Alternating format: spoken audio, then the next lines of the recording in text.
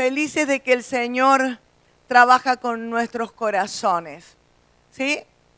Dios trabaja con tu corazón y por ahí te molesta cuando hay cosas que salen de tu corazón y te dices, esto estaba aquí, ¡guau! Ahí está. Y yo quiero hablar hoy de algo que es una realidad. La santidad es revolución. La santidad es una revolución. ¿Por qué? Porque verdaderamente cuando comienza algo dentro de nuestras vidas o dentro de alguien, hay algo que no solamente te afecta a ti, sino afecta a los que están a tu lado, ¿verdad? Y yo quiero que oremos pensando en esto. Yo quiero orar en esta mañana pidiendo que el Espíritu Santo pueda ayudarnos a entender esta verdad, que a veces nos cuesta por nuestra humanidad, pero que el Señor hoy nos ayude a poder entender que si Él está en mí, algo tiene que suceder. Y cuando esa revolución viene a nuestras vidas y trae cambios, hay algunos que te ven o nos miran y tienen ansias de tener lo mismo que tú tienes. Y hay algunos que hasta te preguntan, ¿qué ha sucedido en tu vida? Pero en otros se produce una reacción opuesta. Reaccionan como molestándose de los cambios, de la luz, molestándose de que se sienten hasta acusados por tu forma de actuar, por tus cambios. Se sienten que le estás marcando algún error cuando realmente no es lo que estás haciendo, sino simplemente le amas y estás en ese lugar. ¿Te ha pasado algo así? ¿Sí? Es bueno que nos pase algo así, ¿no? ¿Y por qué sucede esto?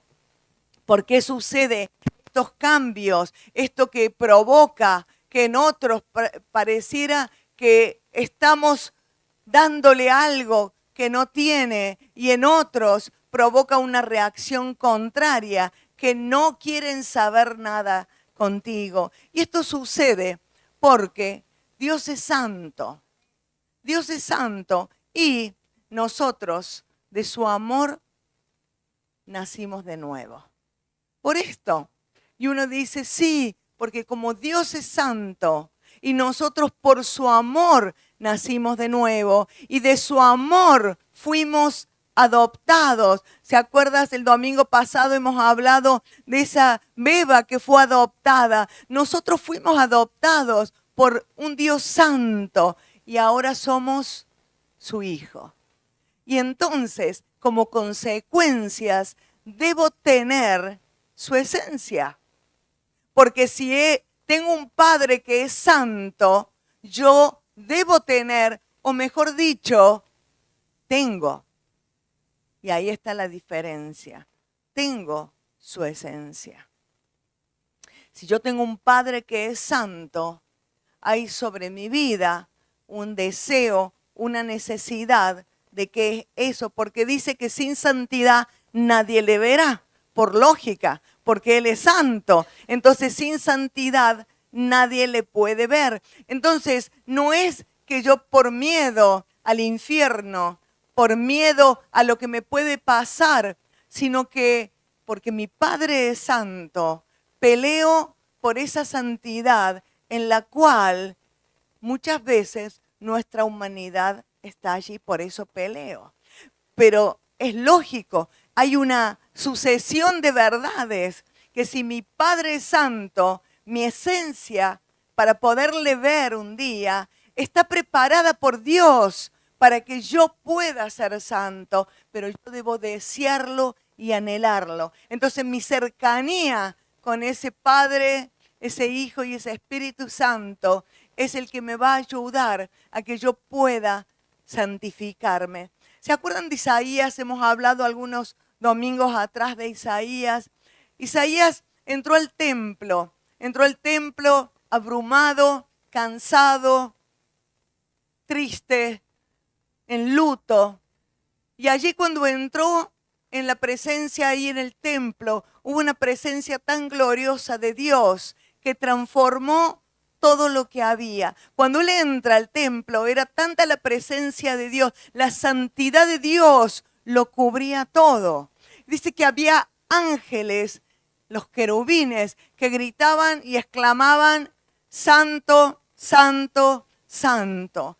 Y allí fue cuando él, ante la santidad de Dios, de la presencia, es que él se siente tan sucio, ve su condición.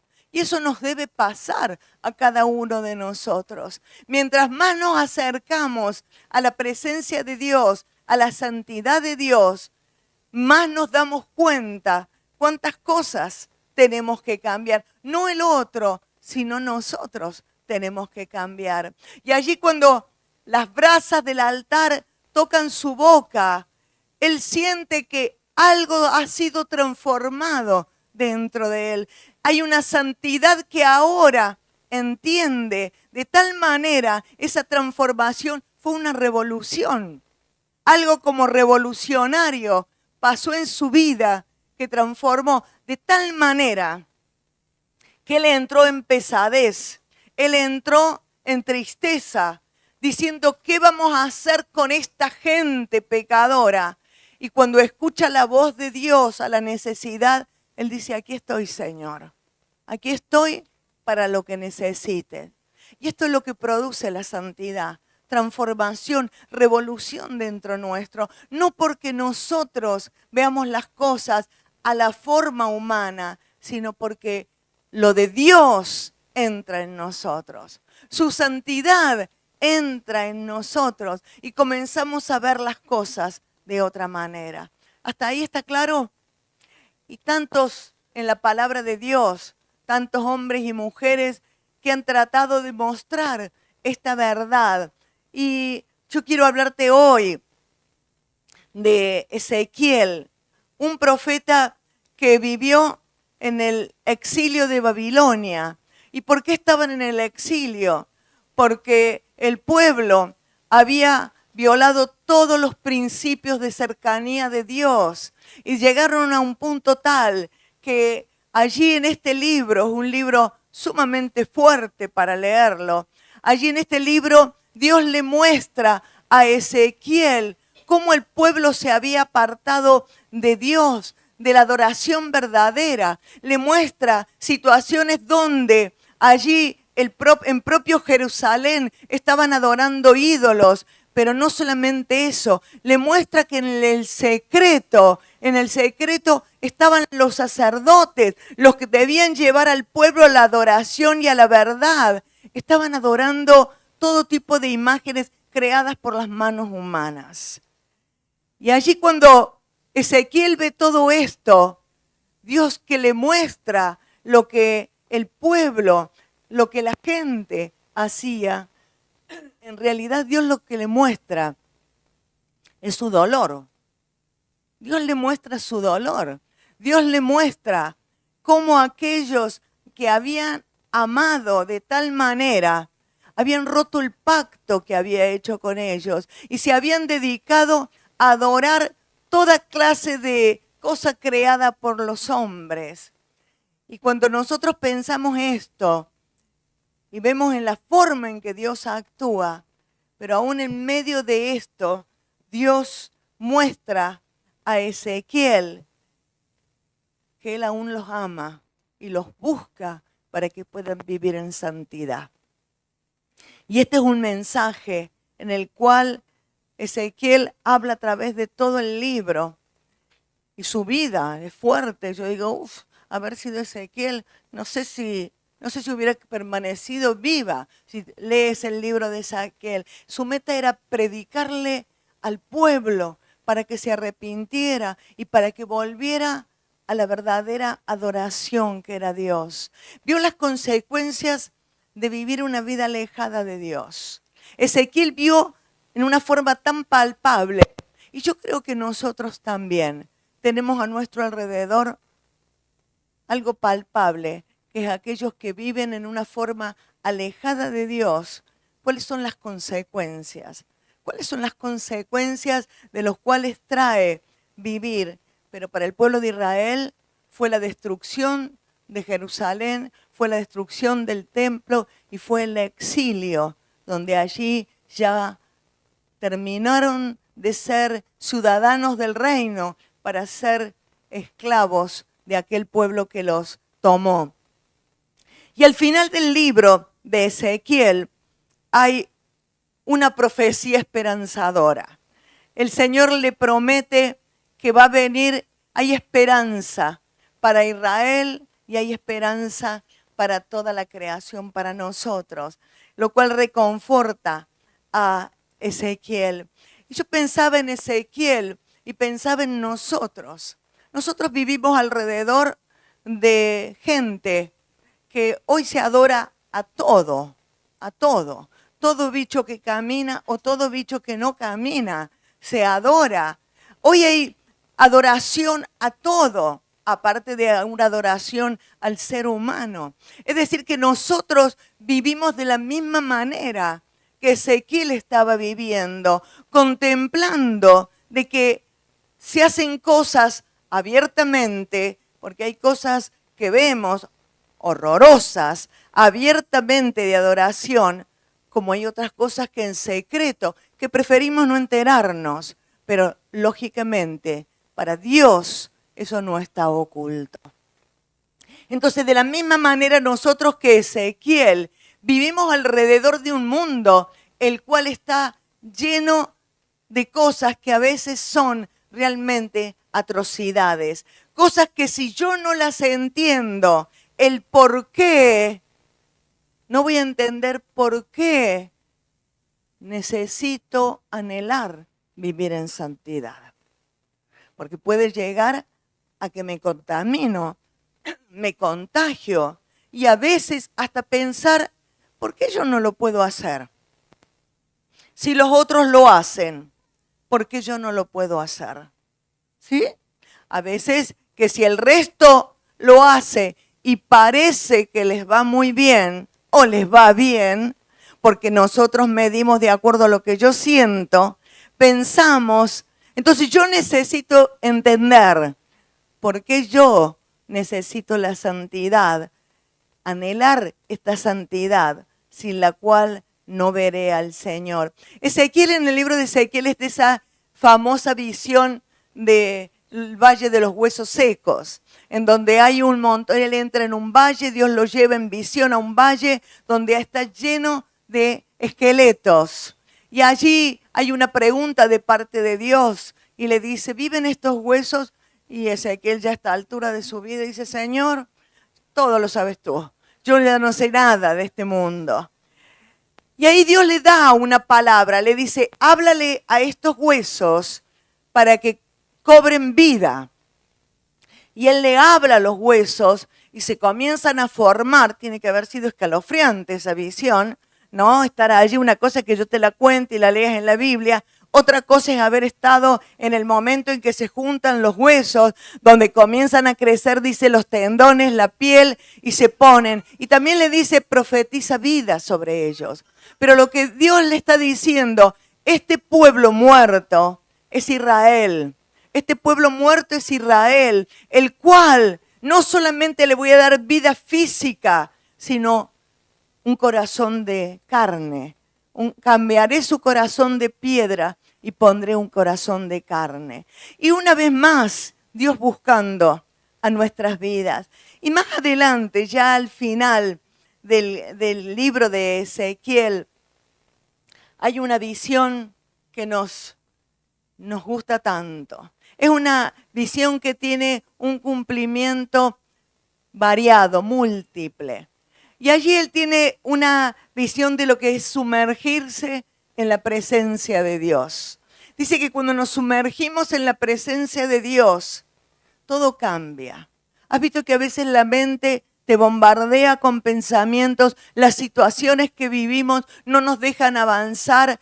Las cosas que nos toca afrontar a veces son tan complicadas. Pero dice que cuando nos sumergimos en la presencia de Dios, hay una vida nueva en la cual necesitamos ver esos cambios y bendición.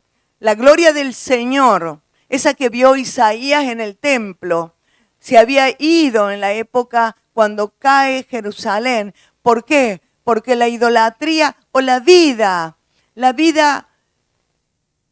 sucia de aquellos que estaban en la casa de Dios no condecía adoración a Dios. Y la gloria de Dios se aparta, por eso va a ver a dónde está Ezequiel allí en Babilonia. Pero luego, cuando comenzamos a ver esta visión, vas a ver que dice, la gloria de Dios vuelve al templo, un templo nuevo. No es el mismo que hizo Salomón, sino es un templo donde mucho mejor del que hizo Salomón, aunque cuando se describe es maravilloso, este templo es construido por el Señor. A ver, vemos. La gloria volvió desde la misma dirección por la que se había ido. Pasó por la puerta oriental y llenó el templo nuevo. Entonces Ezequiel vio agua. Venía desde debajo del umbral del templo, fluía hacia el oriente. Un hombre con una vara de medir guió a Ezequiel a lo largo de ella. Después de 1000 codos, el agua llegó a los tobillos de Ezequiel, otros 1000 a sus rodillas, otros 1000 a su cintura. Después de los siguientes 1000, el río era demasiado profundo para cruzar. Era lo suficientemente profundo para nadar en él.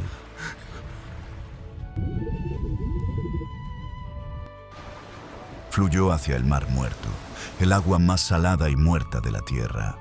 Y cuando el río entró, el Mar Muerto se volvió dulce. Los peces pululaban. Pescadores se paraban en sus orillas. A ambos lados del río crecían árboles. En ambas riberas del río crecerán toda clase de árboles frutales. Su fruto servirá de alimento y sus hojas de medicina. Vamos a leer Ezequiel 47, lo vamos a ver de la NVI. El hombre me trajo de vuelta a la entrada del templo y vi que brotaba agua por debajo del umbral en dirección al oriente, que es hacia donde da la fachada del templo. El agua corría por la parte baja del lado derecho del templo, al sur del altar. Luego el hombre me sacó por la puerta del norte y me hizo dar la vuelta por fuera hasta la puerta exterior que mira hacia el oriente. Y vi que las aguas fluían del lado sur. El hombre salió hacia el oriente con una cuerda en la mano, midió 500 metros y me hizo cruzar el agua, la cual me llegaba a los tobillos. Luego midió otros 500 metros y me hizo cruzar el agua, que ahora me llegaba a las rodillas. Midió otros 500 metros y me hizo cruzar el agua, que esta vez me llegaba a la cintura. Midió otros 500 metros, pero la corriente se había convertido ya en un río que yo no podía cruzar. Había crecido tanto que solo se podía cruzar a nado. Entonces me preguntó, ¿lo has visto, hijo de hombre? Enseguida me hizo volver a la orilla del río y al llegar vi que en sus márgenes había muchos árboles. Allí me dijo, estas aguas fluyen hacia la región oriental, descienden hasta el Arabá y van a dar al Mar Muerto. Cuando desembocan en ese mar, las aguas son saneadas. Por donde corra este río, todo ser viviente que en él se mueva vivirá. Habrá peces en abundancia porque el agua de este río será saneada, y todo lo que se mueva en sus aguas vivirá. Junto al río se detendrán los pescadores, desde Engadi hasta Englayín, porque allí habrá lugar para secar sus redes. Los peces allí serán tan variados y numerosos como en el mar Mediterráneo. Pero sus pantanos y marismas no serán saneados, sino que quedarán como salinas. Junto a las orillas del río crecerá toda clase de árboles frutales. Sus hojas no se marchitarán y siempre tendrán frutos. Cada mes darán frutos nuevos, porque el agua que los riega sale del templo. Sus frutos servirán de alimento y sus hojas serán medicinales. Amén. Tremenda visión que el Señor le da a Ezequiel. Y allí describe cómo es sumergirse en Dios. Él comienza contando lo que es guía celestial. Pero dice que el agua fluía desde el trono de Dios, algo que no era algo que había sucedido nunca. Y comienza como un hilito de agua, en el cual luego va creciendo y va siendo cada vez una corriente que fluye con más fuerza y va atravesando el desierto, atraviesa la zona más, dice, devastadora del planeta, el Mar Muerto. Se llama Mar Muerto porque allí no hay vida humana, no hay vida humana, digo, no hay vida animal, no hay ni vida tampoco de animal, ¿no es cierto? No hay nada. Entonces dice que el río va corriendo y en la medida que corre y entra en el Mar Muerto, trae sanidad. Y ese mar muerto que no tenía nada, de repente hay peces de todo tipo, donde los pescadores vienen para pescar y a las orillas del río y alrededor del río crece todo tipo de árboles frutales que serán de sanidad. Y cuando nosotros vemos este río que atraviesa, este río cuando atraviesa produce un cambio, una transformación. Imagínate lo que es la revolución que provoca este río que fue atravesando crecimiento, vitalidad, refrigerio.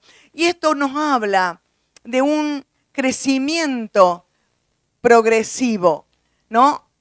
Un crecimiento progresivo en el cual está describiendo lo que es entrar en la presencia de Dios, en la cual no hay límites, no hay ningún tipo de límites. Mientras nosotros caminamos por nuestros propios medios, nos pasa a todos que tropezamos con la misma piedra, que tenemos los mismos errores que el mes pasado o que el año pasado, que no quería volver a tenerlos. Pero cuando nosotros caminamos por nuestras propias formas, por nuestras formas humanas, nosotros nos damos cuenta que nos falta a veces tanto para poder llegar a una plenitud que necesitamos. Y allí comienza a hablar de una forma tan clara que nosotros también lo entendemos. Yo creo que cada uno de nosotros entiende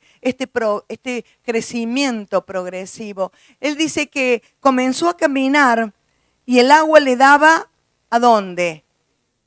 A los tobillos. Esto nos habla de algo, ¿no es cierto? Esa medida inicial en la cual tenemos el control humano. Yo sigo haciendo lo que yo quiero, ¿no? Porque puedo caminar libremente en la corriente de esa agua. Había corriente, pero me llegaba solamente a los tobillos. Pero va más un poquito, dice, son como 500 metros más. 1000 codos son 500 metros más.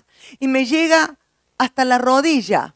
Allí cuando me llega hasta la rodilla es como un nivel más profundo. Tengo mis tiempos de oración, tengo mi devocional, puedo, ¿no es cierto?, conocer a Dios y sé que está conmigo, pero aún yo puedo tomar las decisiones.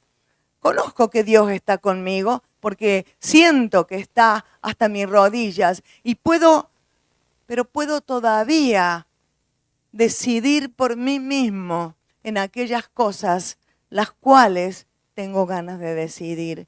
Y fue 500 metros más y llegó hasta la cintura. Y allí en la cintura es una entrega mayor, ¿verdad? En donde la corriente es como que toma un poco más de control de nuestras vidas, de nuestras actitudes, de nuestras decisiones.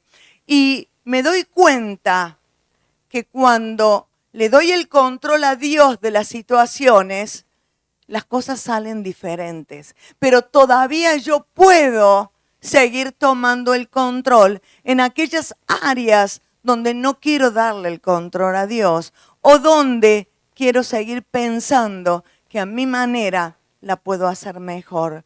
Pero dice que el guía lo lleva 500 metros más adelante, ya a un nivel más profundo, y él te da cuenta que ya caminar no puede decidir por sí solo, sino que lo que tiene que hacer es nadar. Y esto habla de que cuando nos sumergimos en Dios hay una gran diferencia. Es imposible, dice, cruzarlo a nado. Es una rendición total de la voluntad de Dios y al Espíritu Santo. Y yo creo que cada uno de nosotros entiende esto porque de una manera u otra lo ha vivido.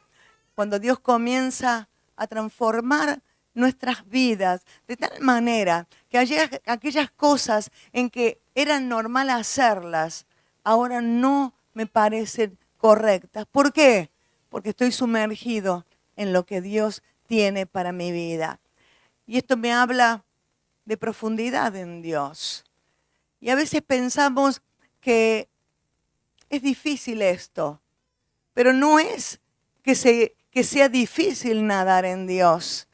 Lo que a veces es difícil es entregar y decir como el salmista, el hacer tu voluntad, oh Dios, me ha agradado y tu ley está dentro de mi corazón. O como decir como el Señor allí en Getsemaní, Padre, Abba, Padre, no quiero hacer esto, pero que sea tu voluntad.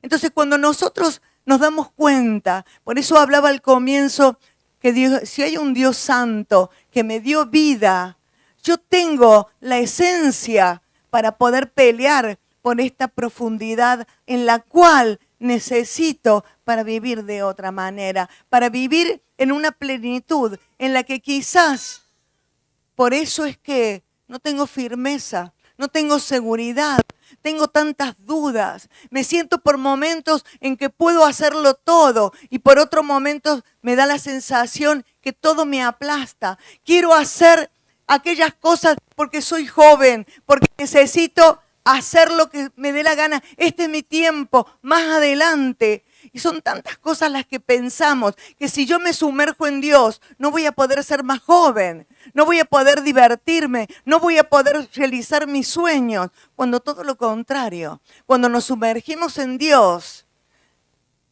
es el que te guía a su voluntad y las decisiones que tomes no te vas a arrepentir luego.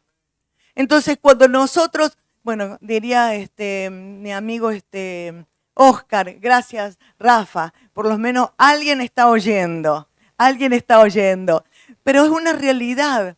Tantas veces nos sentimos que hay cosas que vienen a nuestra vida y si no estoy bien parada en Dios, esas cosas pueden matarnos. En cambio, cuando nosotros entramos en su profundidad, su bendición es grande porque trae limpieza a nuestras vidas. Dice que cuando terminó de caminar, el hombre le dijo, mira para atrás, me preguntó, hijo de hombre, ¿has estado observando? Después me llevó de regreso a la orilla del río y al volver me sorprendió ver muchos árboles que crecían en ambos lados del río. Él conocía lo que era el Mar Muerto, él conocía lo que era esa zona, pero se sorprendió al ver que a donde el río pasó, dejó una transformación, una revolución, ya no fue lo mismo, de tal manera que trajo que la gente venía a ese lugar para poder pescar, porque era un lugar bueno para pescar, y en cada uno de sus lugares había árboles que iban a ser de sanidad, pero no hablamos de una sanidad física, sino la de sanidad que necesitamos cuerpo, alma y espíritu. ¿Sí? Donde quiera que miraba Ezequiel, se asombraba de la transformación de lo que había visto. La escena fue realmente increíble. Y esto es cuando sucede, cuando el río de Dios viene a nuestras vidas. Esto sucede. ¿Será que Jesús habrá pensado en esto cuando Él habla en Juan 7, 37 y 38? Dijo, en el último y gran día de la fiesta, Jesús se puso de pie, alzó la voz diciendo, si alguno tiene sed, venga a mí y beba. El que cree en mí, ¿qué es creer? ¿Qué es creer? Simplemente creo en que existe Jesús, o estás refiriéndose en aquel que cree y vive, como dice la Escritura, de su interior correrán ríos de agua viva. Y cuando la Biblia habla de ríos de Dios, de manantiales, está hablando del correr de la presencia del Espíritu Santo en nosotros. ¿Será que el Señor Jesús, cuando se estaba refiriendo a esto, estaba pensando también en esa promesa que Dios le dio a Ezequiel, que como dije tiene múltiples cumplimientos y es para nosotros en este tiempo? El Señor dijo en alta voz, si alguno tiene sed. Ahora el problema es lo que dije al comienzo. Yo tengo que darme cuenta de una carencia, porque a lo mejor tengo sed, pero me aguanto como estoy. El Señor dice, tienes sed, pero ¿de qué?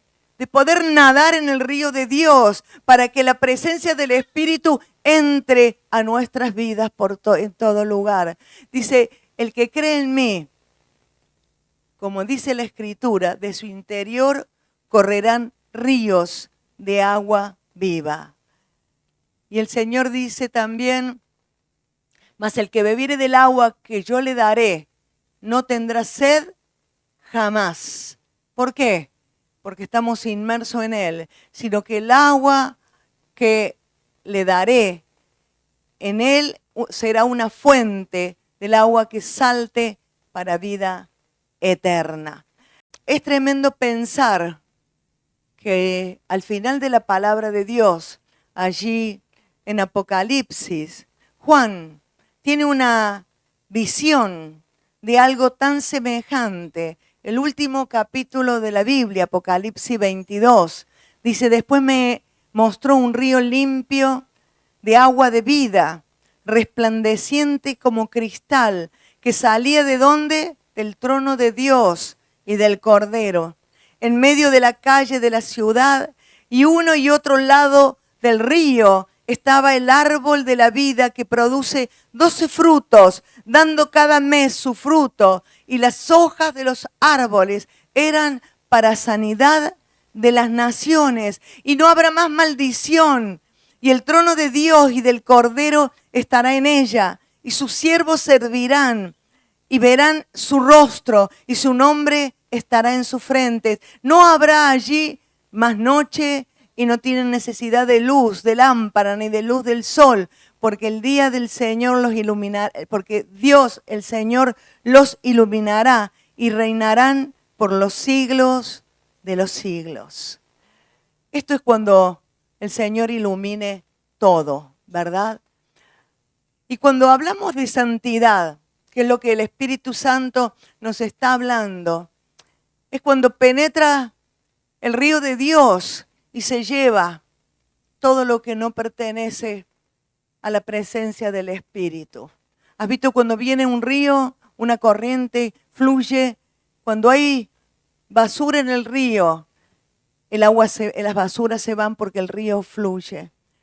Y esto es lo que sucederá también en los últimos tiempos. Entonces, cuando nosotros entendemos que si yo quiero disfrutar esa gloria postrera, tengo que entender que este es el tiempo donde yo tengo que desear esa misma gloria en este tiempo.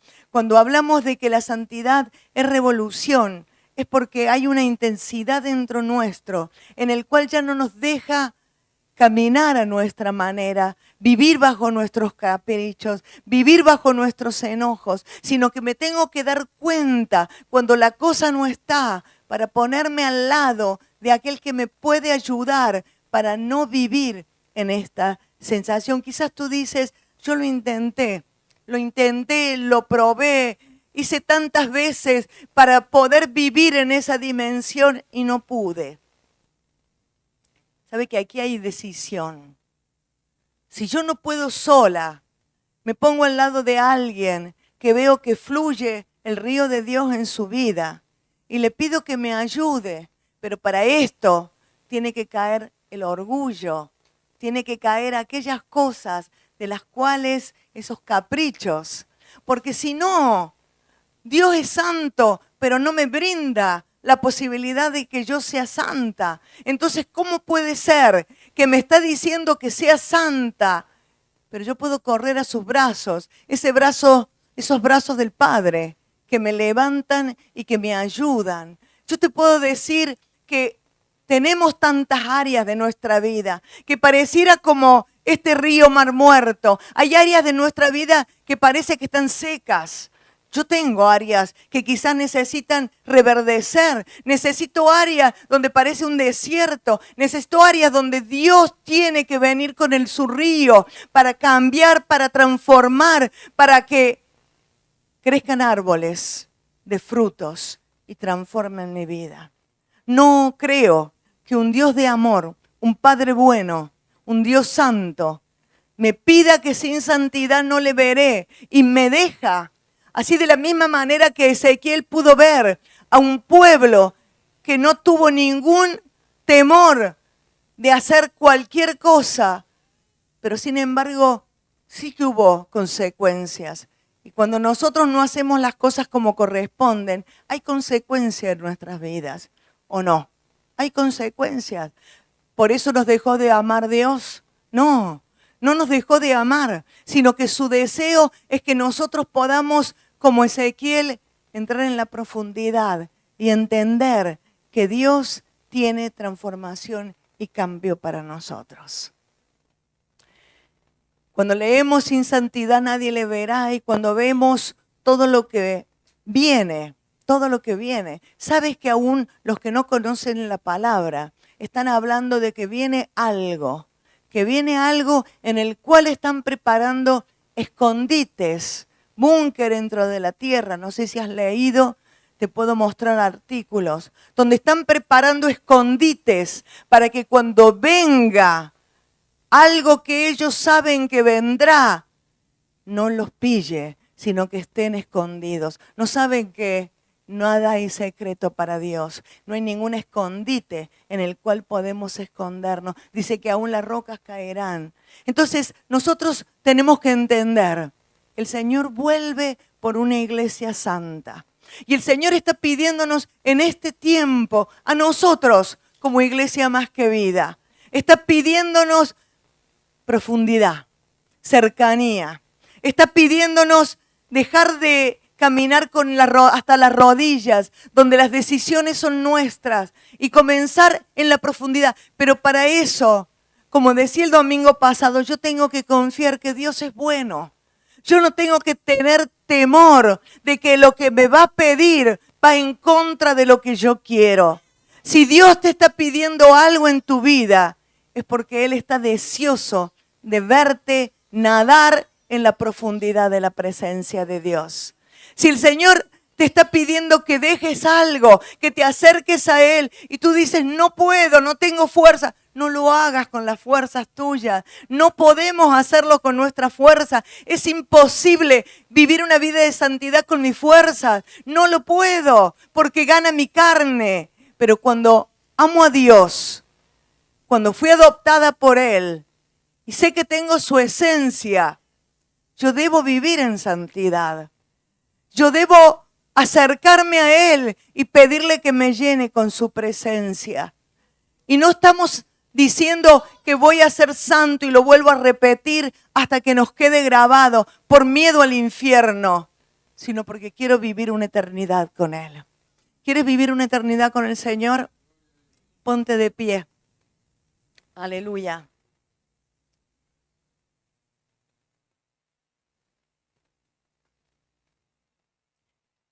Quiero que cierres tus ojos y quiero que medites en la verdad. Dios le mostró a Ezequiel los lugares secretos donde estaban los sacerdotes que tenían que adorar. Y les mostró y le dijo, mira lo que hacen en secreto. Miran lo que hacen en secreto. ¿Qué significa esto? Que Dios mira nuestro secreto. Mira nuestro corazón. Mira lo que hacemos cuando estamos solos en nuestra habitación, con nuestro teléfono, con nuestro ordenador. Pero para destruirnos, no, para amarnos y decirnos que podemos correr a su presencia. Que tienes situaciones complicadas, todos la tenemos. Todos la tenemos. Que tienes como el mar muerto algunas cosas donde han pasado los años y todavía hay algo muerto en ti. Han pasado los años y hay cosas que son estériles como el desierto. Y tú dices, ¿hasta cuándo? ¿Hasta cuándo no voy a dar fruto en alguna área de mi vida? ¿Hasta cuándo no voy a poder ver cambios en mi vida? ¿Te lo has hecho esas preguntas? Pero el río de Dios dice que donde corría el río de Dios producía cambio, transformación. Dice que en la medida en que corría el río había una revolución. Y yo quiero que el río de Dios corra dentro mío, para que aquellos lugares donde están a lo mejor insensibles, donde han sucedido tantas cosas, a veces en mi niñez, a veces en pasados que están tapados, pero que necesito que el agua de Dios corra. El Señor prometió que el que bebiera de su agua nunca más tendría sed. Tiene que ser real si Él lo prometió. Tiene que ser real si Él lo prometió. No podemos vivir arrastrándonos, considerándonos víctimas porque somos cristianos. No, el gozo del Señor es nuestra fuerza. Y si el gozo del Señor es mi fuerza, yo tengo que entender que hay alguien que me adoptó, que quiere darme lo mismo que Él tiene, su santidad. Su santidad. No vino Jesucristo al mundo para perder todo lo que hizo en la cruz. Él te ama con tanto amor.